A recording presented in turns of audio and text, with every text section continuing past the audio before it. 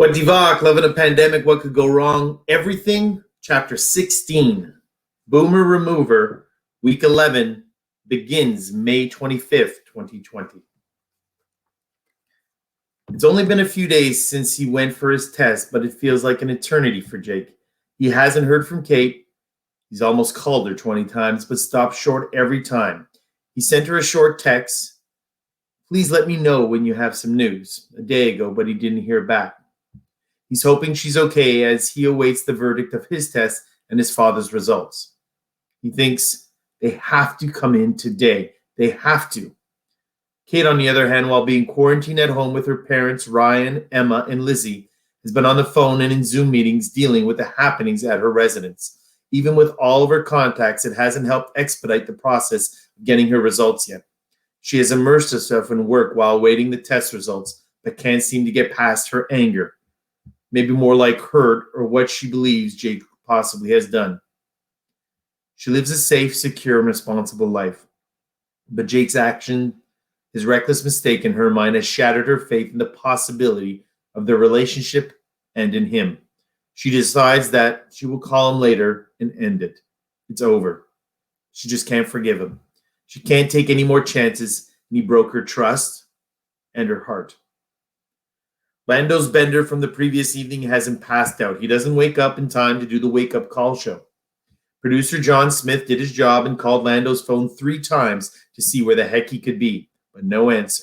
Therefore, John Smith, the average Joe, decides the show must go on, and he takes the microphone and turns on the big red on-air button. Hello, Montreal. The wake-up call will be a little different today. Lando isn't with us this morning, but I'm John Smith, the producer of the show. I'm just a normal guy, and I say, call me and tell me how you would describe this crazy pandemic. Since I'm unexpectedly filling in today, the show will be about you and what you think. I've listened to Lando spew his opinions every day, and I don't agree with everything he says. And as a matter of fact, I disagree with most of what he says. But that's okay. We don't always agree or think the same way. That's what a democracy is supposed to be. Varying opinions, dialogue, and compromise. Isn't that what a mature and responsible democracy is supposed to be? However, respect, thoughtfulness, and the maturity to listen without shouting over one another seems to be in short supply when Lando is here. Too many times I've heard name-calling and scapegoating and excuses without realistic and pragmatic solutions. I would like this show to be different today. I want the conversation to rise up and not sink to the lowest common denominator. Give me a call. I'm John Smith, and your opinion counts. Lizzie is sleeping in a spare bedroom with her mom, Emma. They still haven't left Kate's house for the last 2 days since they've gone for tests, and William is at home and calls Emma a couple times to apologize for drinking again. There is a hint of anger in his voice when Emma stands firm and says that he should go get help, and that she and Lizzie are not coming home right away. William thinks of barging over next door, but decides Emma and Lizzie will have to come home at some point, and he'll deal with it then. Lizzie is confused and scared about the virus, but her parents' situation is scarier than any virus to her. She stares at her mom in bed and gives her a big hug and quietly talks to her while her mom sleeps. She whispers, "Mom, I know I'm only 6 years old and I don't really know what's going on, but I love you because you love me. I wish I could do something to make Daddy stop from yelling and getting angry. I wish I could do something to make this virus go away and we would all be safe. Thank you, Mom, for always looking out for me and loving me." She takes a pause. "But Mom, I just wish things would go back to the way they were when I was 5. Emma hasn't heard anything, and Lizzie snuggles up close to her. For such a young girl, she has lived through so many very adult situations and has chipped away some of her innocence and youthful playfulness. Worry and anxiety have crept into this little girl's personality at such a young age, and through no fault of her own. This will no doubt have some effects on her outlook of life as she ages. Even if all turns out okay, Lizzie may not be visibly sick, but she is damaged inside." The phone lines are lighting up this morning as caller after caller checks in on the fresh new version of the wake-up call. How to describe the pandemic in 1 or 2 words goes from shit show to liberating. The pandemic is hectic and scary for some callers, while some are in denial, while others feel a sense of caring, gratitude, and resilience. People describe others as shameful, ignorant, and downright stupid, while some other folks are creative, courageous, and selfless. Such a wide range of impressions has John Smith bouncing back and forth from caller to caller. I feel like we're in a social ping pong match, a confusing game for sure, but our true colors seem to be showing. There is good and there are bad people. Are we really working together, or is it easier to blame someone else? Are the loud extreme views on either side of this virus security spectrum drowning out the sensible, quiet majority in the middle ground? I heard someone say, well, at least the virus is the great equalizer. It does not discriminate. We are all treated the same by it. Is that really the case? I say, if you are old, weak, or poor, this virus hits you harder than the haves.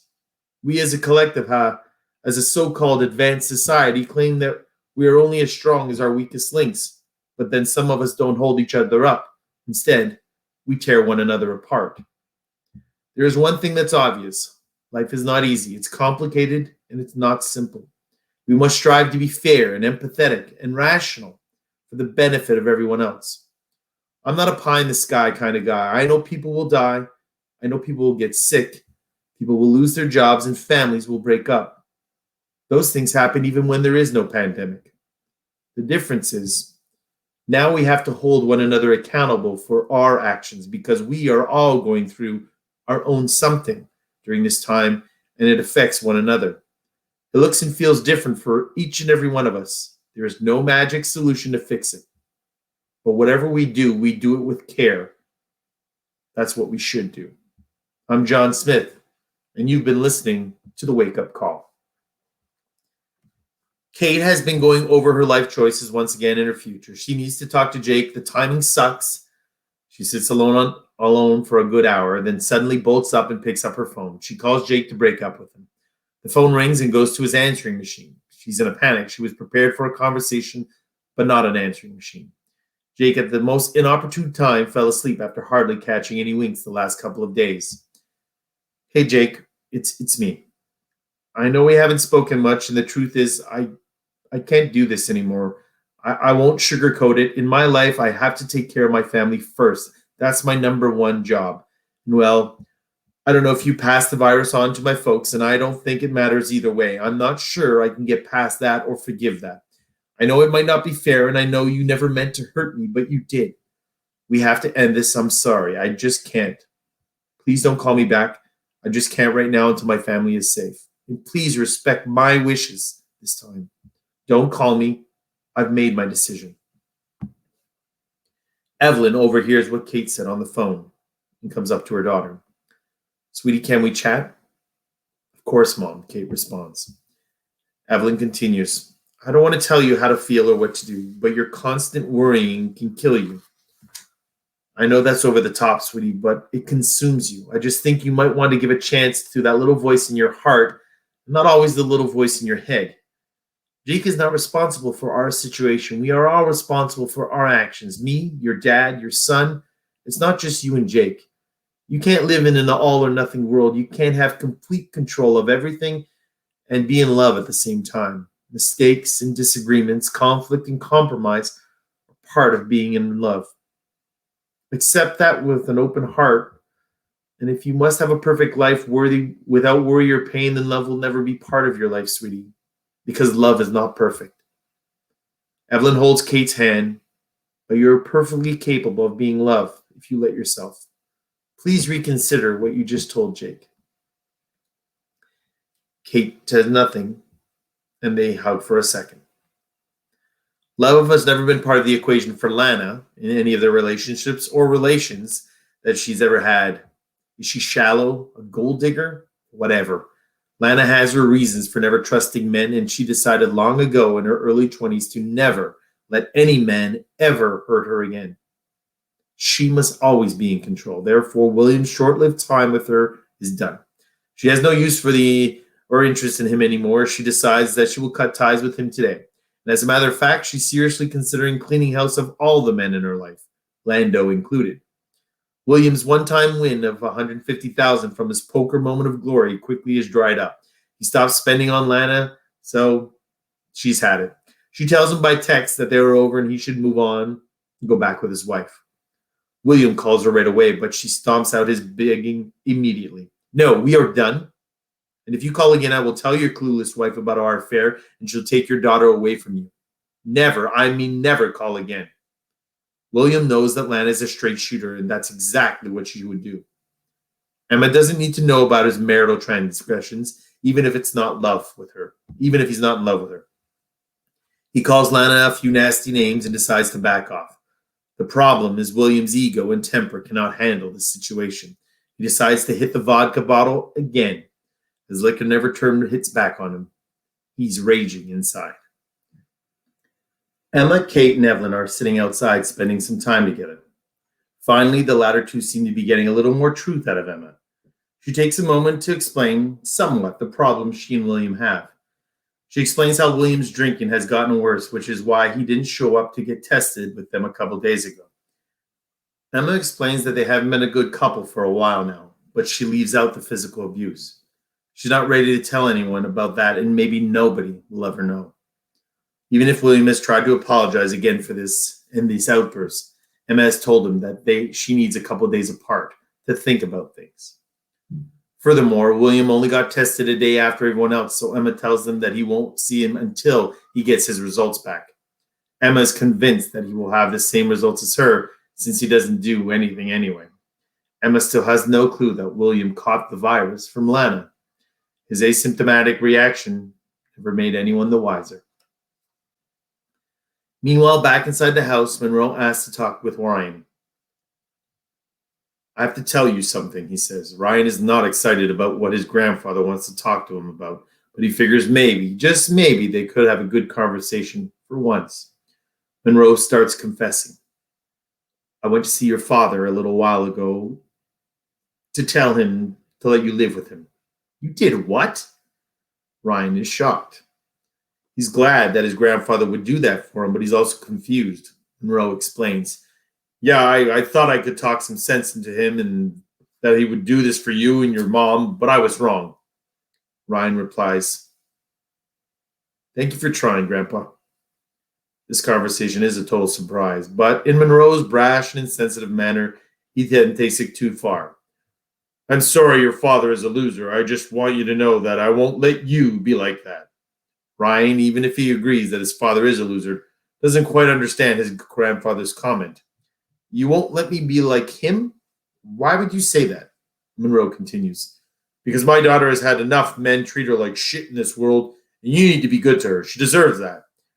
Ryan angrily responds, don't you think I know that? She's my mom. I love her. I treat her better than you do. Monroe bites back. What? You always talk back. You're disrespectful. She does everything for you. Ryan continues this verbal tug of war. And what about you? You're so rude. You expect everyone to wait on you, hand over foot. You treat mom and grandma like you're hired help. The men start to heat up once again like a teenager can. Ryan hits a real nerve. You never help here. You just bark. Did you ever think that maybe you might have brought in the bug to our house yourself? Sneaking out to see my dad, not telling anyone. Maybe grandma's cough is from you. Maybe it's your fault. Do you ever look in the mirror and see how you hurt people? You ungrateful little shit. Monroe's extremely angry, but calling Ryan that is not acceptable to Evelyn, who walks in right at that moment after hearing Monroe's last comment. Evelyn is blown away and starts yelling at Monroe as Ryan heads into his room in shock. Monroe, what the hell? Are you not an adult? You don't talk to our grandson like that. He's going through a lot. What's wrong with you? She laces into him and tells him not to come to bed. Do not. She coughs a little and appears physically drained.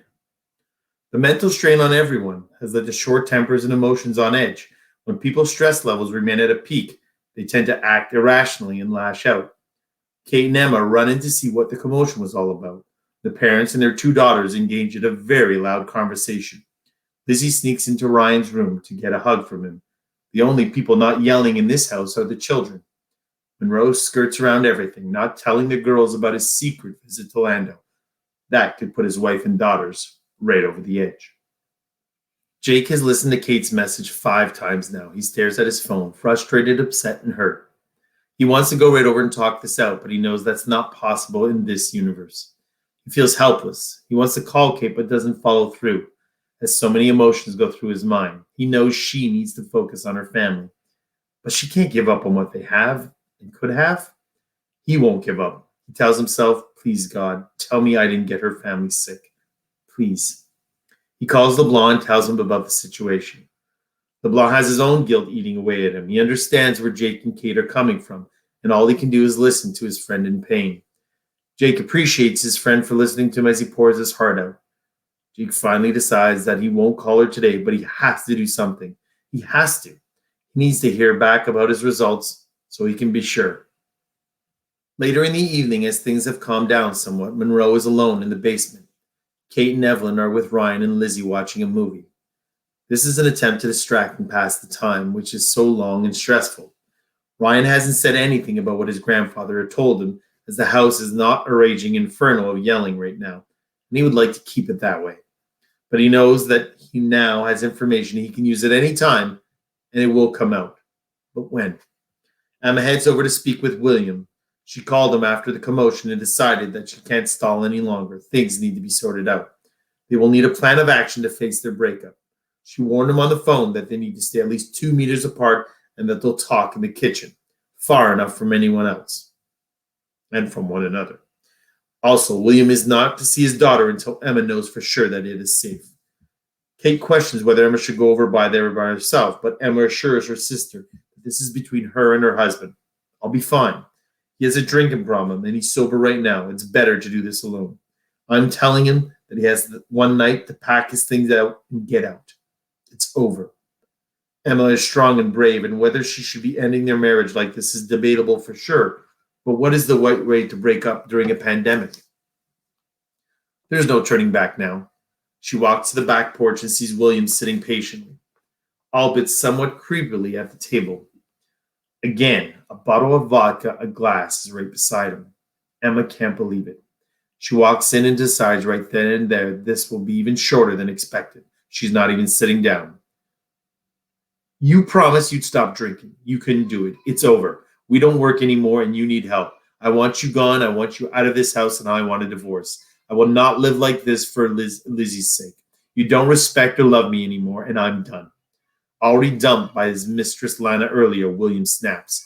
2 women in the same day have told him that he's no good and his ego and pride of taking a beating. He's as angry as hell. You what? You what? You think you can leave me just like that? William's verbal barrage escalates and he raises his hand as if to smack Emma, who is already backed up slowly towards the door, seeing how his tone had escalated. Emma sees what's happening, but she's brave and fearless. She does not want to show she's scared. No, I'm not getting out. You're getting out right now. Get out. You were drunk. Get your ass out of here. He has a look in his eye as if his next move he could do one of 2 things. More violence or leave. He pauses and decides to walk to his car and take off. Emma locks the door and watches him drive away. Next door, the entire family saw him leave through the window. They heard yelling a little and a glimpse of an argument, but that's all. They did see William speed off.